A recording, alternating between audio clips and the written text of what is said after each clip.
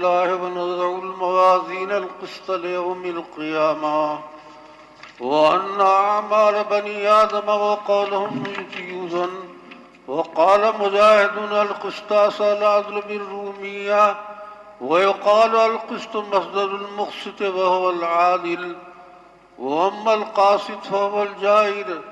به قال حدثنا أحمد بن إشكاب قال حدثنا محمد بن فضيل عن عمارة بن القعقاع عن أبي زرعة عن أبي هريرة رضي الله تعالى عنه وعنهم أجمعين قال قال النبي صلى الله عليه وسلم: كلمتان حبيبتان إلى الرحمن خفيفتان على اللسان ثقيلتان في الميزان سبحان الله وبحمده سبحان الله العظيم.